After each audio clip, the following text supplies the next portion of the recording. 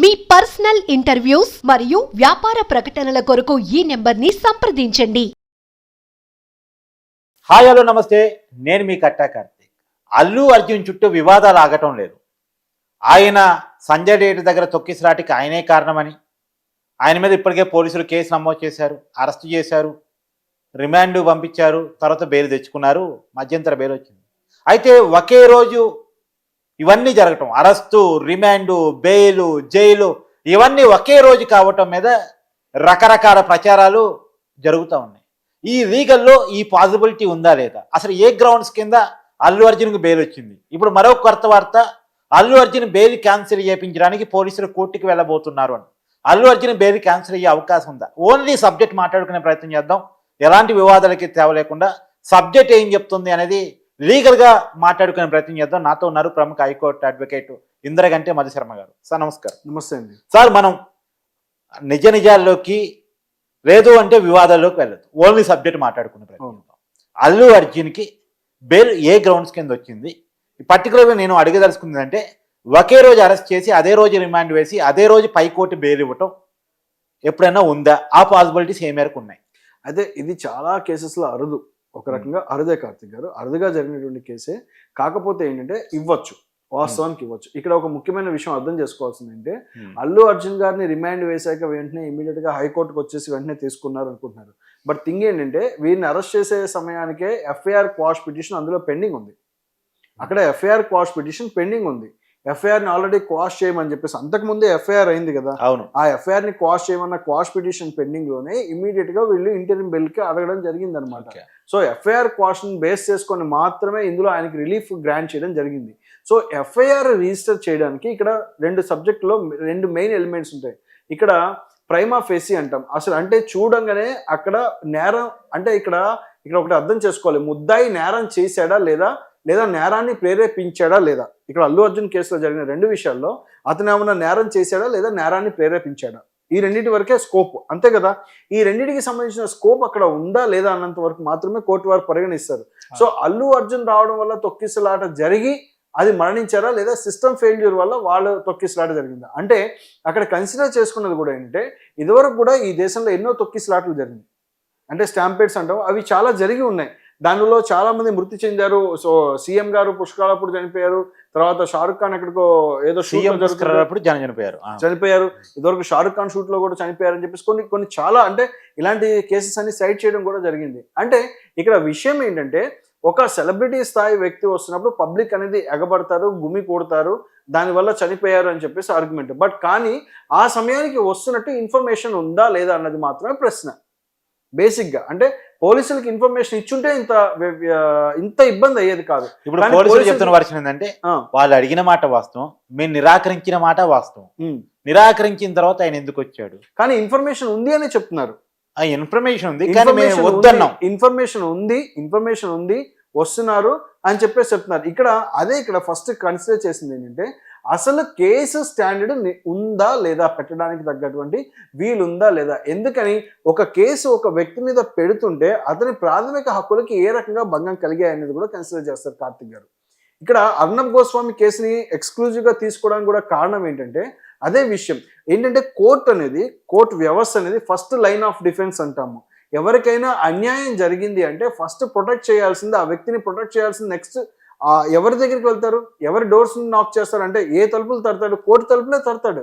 So ఆ line of defence అనేది strong గా ఉంటే సిటిజన్స్ మీద అంటే ప్రజల మీద పోలీస్ వ్యవస్థ అంటే పోలీస్ రాజ్యం అవుతున్నప్పుడు సిటిజన్స్ ని ప్రొటెక్ట్ చేయడానికి పనికి వచ్చేది ఎప్పుడైనా ఉండే ఆయుధం ఏంటంటే వీళ్ళ చేతిలో కోర్టులే. 100% కోర్టు మాత్రమే వాళ్ళని కాపాడగలుగుతుంది. సో ఇప్పుడు అల్లు అర్జున్ విషయంలో కూడా జరిగింది ఏంటంటే, ఈ ప్రైమా ఫేసి అంటే ఇతని మీద నేరారోపణ ఉన్నది, కానీ అసలు నేరానికి ఇతనికి సంబంధం ఎంత ఉన్నది అన్నది చూసి మాత్రమే ఇచ్చారు.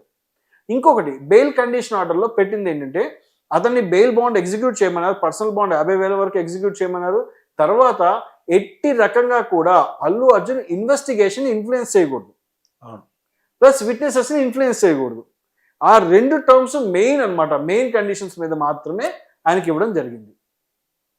సార్ ఇప్పుడు ఆయన బెయిల్ క్యాన్సిల్ చేయబోతున్నారు అనే ప్రచారం నడుస్తుంది. దానికి కారణం ఏంటంటే ఆయన బెయిల్ మీద బయటకు వచ్చిన తర్వాత సెలబ్రిటీని కలుస్తున్నారు. ఇప్పటికే పోలీసులు సమాచారాన్ని సేకరించారంటే ఎవరెవరు వచ్చారు, ఎంతమంది వచ్చారు, ఎందుకు వచ్చారు, ఒక్కసారిగా అతన్ని కలవటానికి కారణాలు ఏంటి అంటే వాళ్ళందరూ కూడా సమాజంలో అల్లు అర్జున్ ఏ తప్పు చేయలేదు అని చెప్పదలుచుకోవటం ద్వారా ఈ కేసుని ప్రభావితం చేయదలుచుకున్నారా, సమాజం యొక్క మైండ్ సెట్ ని ప్రభావితం చేయదలుచుకున్నారా, సమాజంలో ఒక తప్పుడు సంకేతాలు పంపిస్తున్నారా, ఇది పాయింట్ కాదా? ఇది చక్కటి ప్రశ్న కార్తీక్ గారు. అంటే వాళ్ళు రావడం వీళ్ళు రావడం వల్ల కేసు మ్యానిపులేషన్ జరగదు కదా. ఫస్ట్ పాయింట్, పోలీసులే కనుక నిజంగా అంటే పోలీసులు స్ట్రాంగ్ గా కేసు ఉంది అని బిలీవ్ చేస్తే ఎవిడెన్సెస్ కనుక కరెక్ట్ గా ఉన్నాయంటే ఎంత మంది సెలబ్రిటీలు వచ్చినా కేసు ఇన్ఫ్లుయెన్స్ అవుతుందా, అయ్యే అవకాశం ఉంటుందా? అంటే సమాజం యొక్క మైండ్ సెట్ ని, ప్రజల యొక్క మైండ్ సెట్ ని నేనేం చేయలేదు, నా వల్ల అవ్వలేదు అని చెప్పి చూపించొచ్చేమో. అసలు ఇంకోటి ఏంటంటే వన్ డే వెళ్ళి రావడం అనేది సానుభూతి పొందాల్సినటువంటి విషయం కూడా కాదు ఒక రకంగా. అది ఏదో ఒక చిన్న దుర్ఘటన, ఒక పక్కన ఆ బాబు కోమాలోనే ఉన్నాడు, ఇంకా సానుభూతి పొందుతున్నాడుగా. ఇప్పుడు ఆ బాబు కోమాలోనే ఉన్నాడు, ఇంకా కోమా నుంచి ఆ బాబు కూడా బయట పడలేదు. 100% కోమా నుంచి కూడా ఆ బాబు వెళ్ళొచ్చారు సార్, ఇవాళ సిపి గారు వెళ్ళొచ్చారు, కోమా నుంచి కూడా బయటపడలా. సో ఇలాంటి టైంలో కొంచెం అంటే ఇంత హడావిడి చేయకుండా ఉంటే కనుక అది బాగుండేది. అది కూడా ఒక రకమైన, ఎందుకంటే ఇట్ కన్విన్స్ ఒక సమాజానికి ఒక రాంగ్ మెసేజ్ కూడా కన్వే చేసే విధంగా కూడా ఉంటుంది. అయితే కేసుని ఇన్ఫ్లుయెన్స్ చేస్తుందని మాత్రం నేను అనుకోవడం.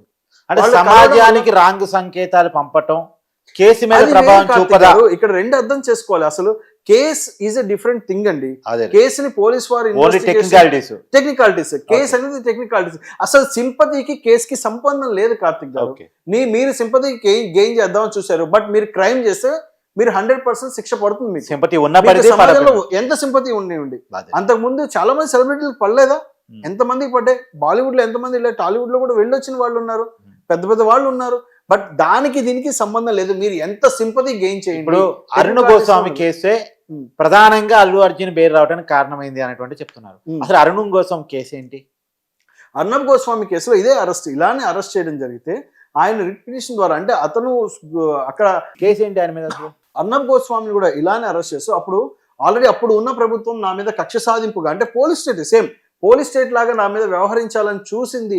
అంటే కనీసం అప్రోచ్ అయ్యే అవకాశం కూడా అతనికి ఇవ్వాలి. స్టేషన్ అప్రోచ్ అంటే కోర్టులను అప్రోచ్ అయ్యే అవకాశం, ఆ గ్యాప్ లేకుండా ఈ అరెస్ట్, ఈ సిస్టమ్ ఇలా ఫంక్షన్ అవుతోంది అంటే ఏమి కన్సిడర్ చేసుకోవాలి? ఒక కేసు పెట్టే ముందు ప్రైమా ఫేసి అంటాం కార్తిక్ గారు, ఇందాక నేను చెప్పింది అదే. అంటే అసలు ఆ కేసు పెట్టడానికి అర్హత ఉందా లేదా, గ్రౌండ్ ఉందా లేదా అనేది మాత్రమే మెయిన్ గా కన్సిడర్ చేశారు అర్ణబ్ గోస్వామి కేసులో. ఇంకొకటి ముఖ్యమైన విషయం అర్ణబ్ గోస్వామి కేసులో కూడా చెప్పింది ఏంటంటే, courts are the first line of defence to the citizens to protect their rights. అంటే ప్రజల హక్కులు కాపాడటానికి కోర్ట్సే ముఖ్యంగా ఫస్ట్ లైన్ ఆఫ్ డిఫెన్స్ ఉండి కాపాడేది అని చెప్పేసి ఆ కేసులో చెప్పడం జరిగింది. సో దాన్ని బేస్ చేసుకొని మాత్రమే ఇప్పుడు అల్లు అర్జున్ గారికి బెయిల్ గ్రాంట్ చేయడం జరిగింది. సో సూపరింటెండెంట్ గారి దగ్గర ఎగ్జిక్యూట్ చేయండి బాండ్ని, పర్సనల్ బాండ్ ఎగ్జిక్యూట్ చేసి రండి అని చెప్పేసి చెప్పడం జరిగింది అనమాట.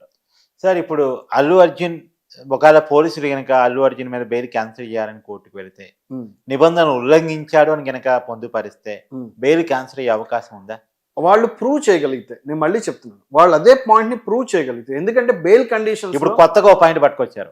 అసలు ఆయన పర్మిషన్ అడిగితే మేము వద్దన్నా సరే వచ్చాడు, అందులోనూ ర్యాలీ చేశాడు, అది విజువల్స్ కూడా తీసుకున్నారు, సీసీ కెమెరా ఫుటేజ్ అంతా స్వీకరించి పెట్టారు. అప్పటికప్పుడు స్వీకరించే ఆ రోజు హైకోర్టులో ప్రొడ్యూస్ చేయలేకపోయినటువంటి ప్రతి ఎవిడెన్స్ ఇలా కలెక్ట్ చేసి పెట్టుకున్నారు. ఇప్పుడు నేను అనేది అదే, ఆ బెయిల్ కండిషన్స్ లో ఉన్నటువంటి కండిషన్స్ ని అల్లు అర్జున్ నిజంగా ఉల్లంఘించి ఉంటే కనుక, కేసుని ఇన్ఫ్లుయెన్స్ చేస్తున్నాడు అని కనుక ఉల్లంఘించి ఉంటే కనుక 100% ఆ ఎవిడెన్సెస్ తో వెళ్తే బెయిల్ క్యాన్సిల్ అయ్యే అవకాశం ఉంటుంది. ఓకే, అది ఖచ్చితంగా ఉంటుంది. అది ఏ కేసులో అయినా ప్రిన్సిపల్ అండి, అది ఏ కేసులో అయినా. ఇప్పుడున్న సాక్ష్యాధారాన్ని బట్టి మనం పోలీస్ వర్షన్ వింటున్నాం, అల్లు అర్జున్ వర్షన్ వింటున్నాం. ఈ రెండు వాదనలో నార్మల్ బెయిల్ వచ్చే అవకాశం ఏ మేరకు ఉంటుంది?